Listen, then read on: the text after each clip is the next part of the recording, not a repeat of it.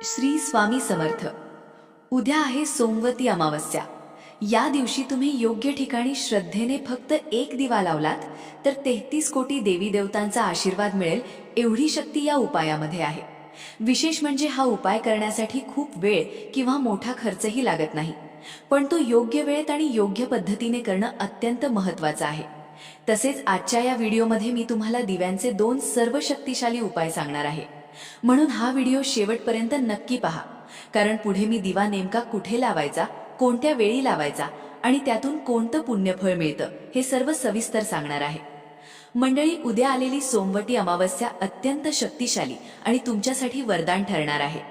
जेव्हा अमावस्या तिथी सोमवारी येते तेव्हा तिला सोमवती अमावस्या असं म्हटलं जातं.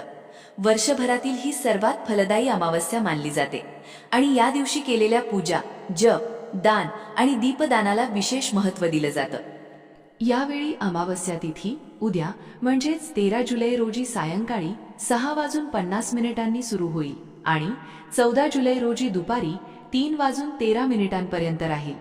मात्र आज मी सांगत असलेला दिव्याचा विशेष उपाय तुम्हाला उद्या म्हणजेच सोमवारी सायंकाळी 6:56 पासून ते रात्री 11:33 करायचा आहे. ही वेळ या उपायासाठी अत्यंत शुभ मानली जाते, त्यामुळे शक्यतो याच वेळेत हा उपाय करण्याचा प्रयत्न करा. या दिवशी भगवान शिव, माता पार्वती, भगवान श्रीहरी विष्णू आणि आपल्या पितरांची मनोभावे पूजा केल्यास घरात सुख, समृद्धी आणि सकारात्मक ऊर्जा वाढते असं मानलं जातं. म्हणूनच अनेक जण या दिवशी उपवास करतात, शिवपूजन करतात, पिंपळाची पूजा करतात, दान धर्म करतात आणि दीपदानही करतात.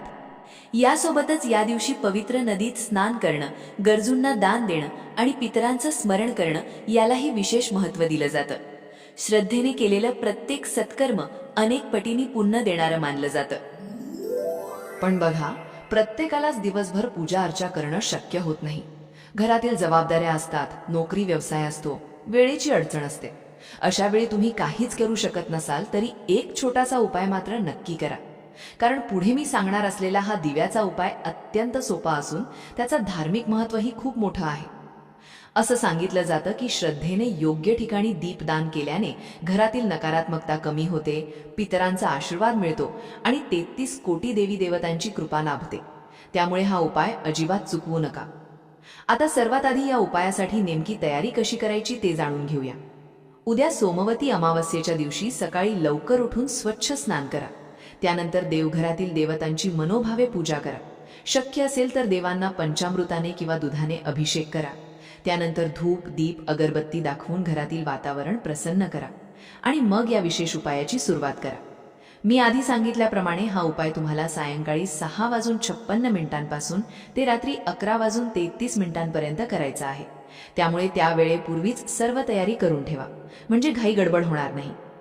आता बघा, जर तुम्ही या वर्षभरात किंवा याआधी काही विशेष पूजा, व्रत किंवा मोठी सेवा करू शकला नसाल तरीही निराश होण्याचं काही कारण नाही. श्रद्धेने केलेला हा एक छोटासा दीपदानाचा उपायही अत्यंत पुण्यदायी मानला जातो. त्यामुळे मनात पूर्ण विश्वास ठेवून हा उपाय करा. या दिवशी 33 पीठाच्या दिव्यांचं दीपदान करण्याला विशेष महत्त्व दिलं जातं, कारण हे 33 दिवे म्हणजे 33 कोटी देवी देवतांचं प्रतीक मानले जातात. दीप म्हणजे ज्ञान, सकारात्मकता आणि दैवी प्रकाशाचा प्रतीक. त्यामुळे श्रद्धेने हे दीप प्रज्वलित केल्यावर आपल्या घरातील अंधारासोबतच नकारात्मक विचारही दूर व्हावेत अशी प्रार्थना केली जाते. यासोबतच या उपायामुळे भगवान श्रीहरी विष्णू, भगवान शिव, माता पार्वती आणि पितरांचा आशीर्वाद लाभावा अशीही भावना ठेवली जाते. घरात सुख समृद्धी टिकून राहावी, अडचणी दूर व्हाव्यात आणि सकारात्मक ऊर्जा वाढावी यासाठी अनेक भाविक हा उपाय श्रद्धेने करतात.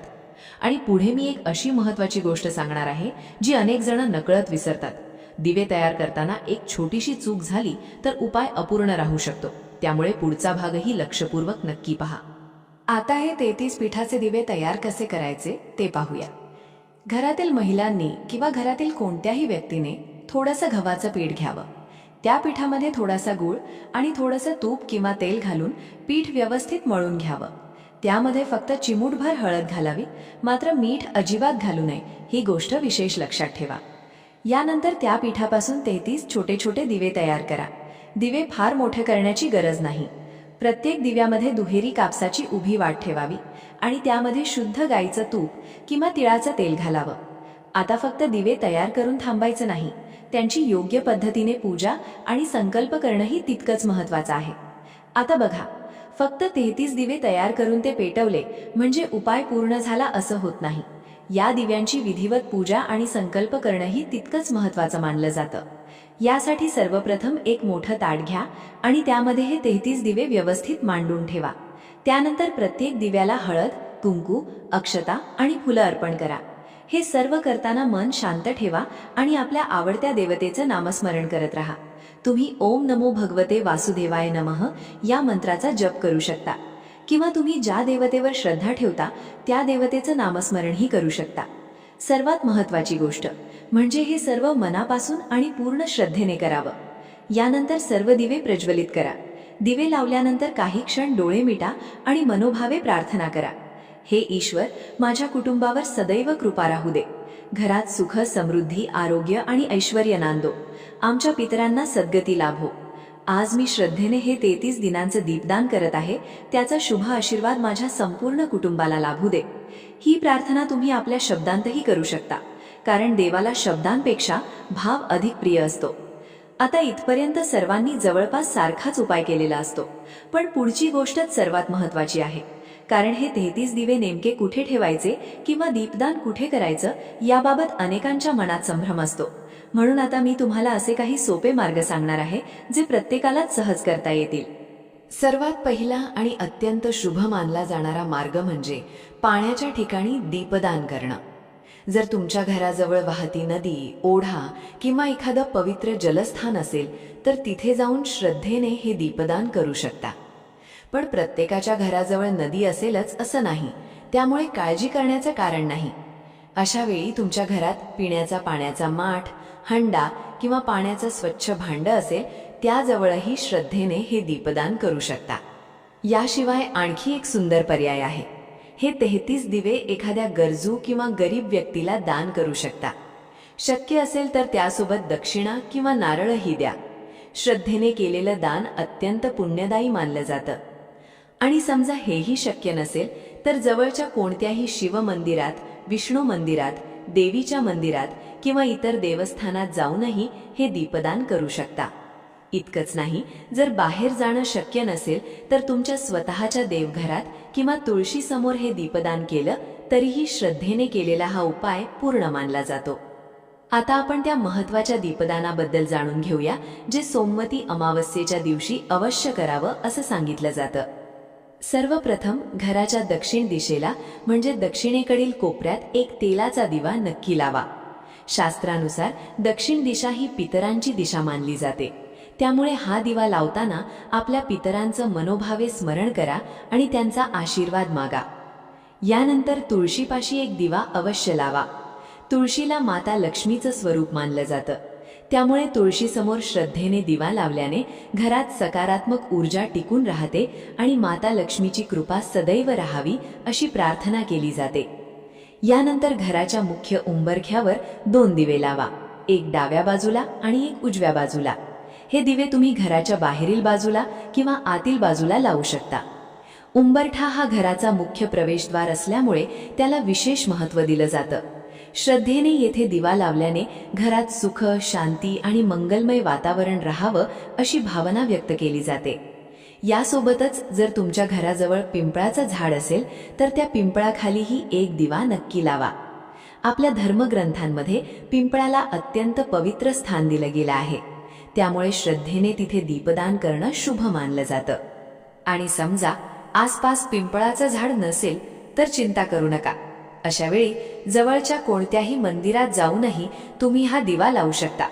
आता अनेकांचा एक प्रश्न असतो, हे 33 पीठाचे दिवे दुसऱ्या दिवशी काय करायचे? ही गोष्ट जाणून घेणंही तितकंच महत्त्वाचे आहे. दुसऱ्या दिवशी हे दिवे शांत झाल्यानंतर शक्य असेल तर जवळच्या पिंपळाच्या झाडाखाली ते श्रद्धेने ठेवून या. त्या पीठाचे दिवे पक्षी, मुंग्या, गायी किंवा इतर प्राणी खातात, त्यामुळे या कृतीमुळे दीपदानासोबत अन्नदानाचंही पुण्य लाभतं अशी भावना व्यक्त केली जाते.